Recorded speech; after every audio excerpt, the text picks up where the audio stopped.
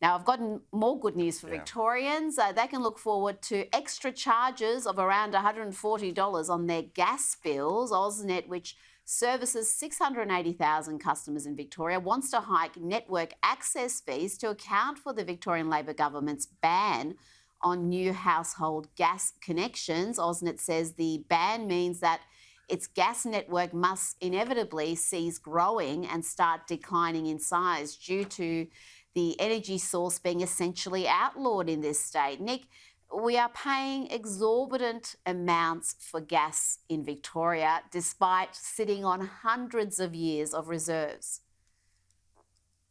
Exactly. And if we opened up those reserves in Victoria, you know, we've spoken about this before, you know, the price of gas would come down and there would be no threat of a shortage. There is gas there. We have some of the best gas reserves in the world. You know, we are I think now the third or fourth largest exporter of natural gas, but we can't find enough for the people of Victoria, who use more gas than anybody else, by the way, Rita, more heavy use of gas in Victoria. And now, as if the price of energy wasn't enough, as if it wasn't punishing households enough, they're now finding another reason to put up the price of a basic energy supply, this time gas, not electricity. You know, this is just punishing for ordinary people, as you know. I mean, people on large incomes hardly notice this, but if you're on a low income, you've got to heat your home, you've got to do your cooking, you've got to power the place. It hurts a lot. Oh, absolutely. Now let's talk about Broken Hill, home to 19,000 residents. It's continuing to experience rolling blackouts for the better part of a week since a storm brought down the transmission line connecting the town to the East Coast grid. Even though the town is connected to enough renewable energy to supposedly power 117,000 homes via the Silverton Wind Farm and Broken Hill Solar Plant. These two renewable energy plants are backed by AGL's big battery facility at Pinnacles Place. It's one of the largest in Australia. Nick, is this a little preview of what we can expect if we become dependent on renewables and battery backup?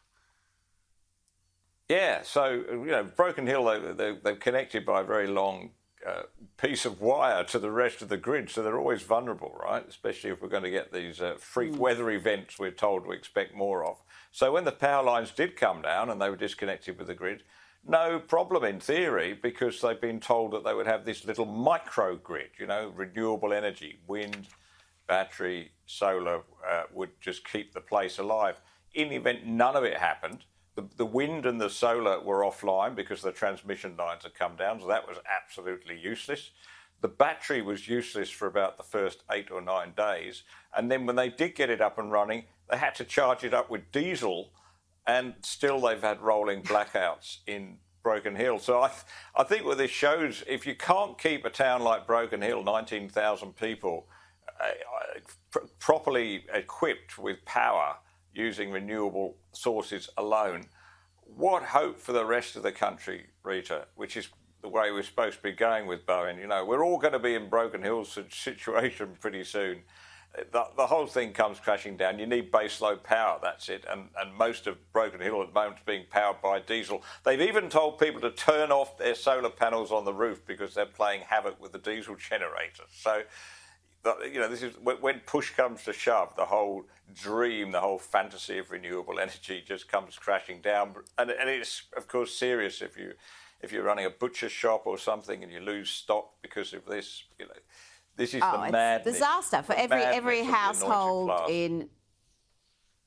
Absolutely, unless you've got a generator in Broken Hill.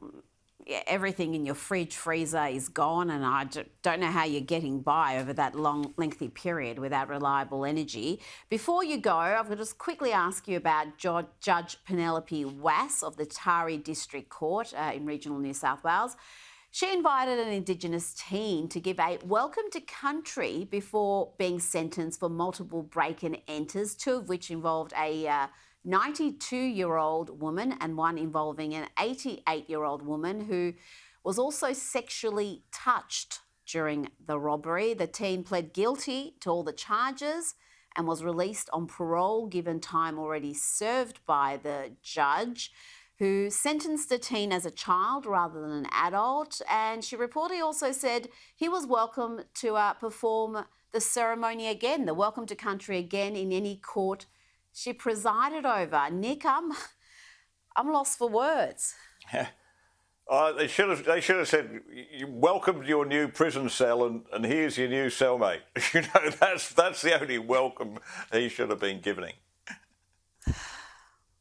It's just incredible. We do not want to have a two-tier justice system in this country. Nick Cater, thanks for your time this evening. Thank you.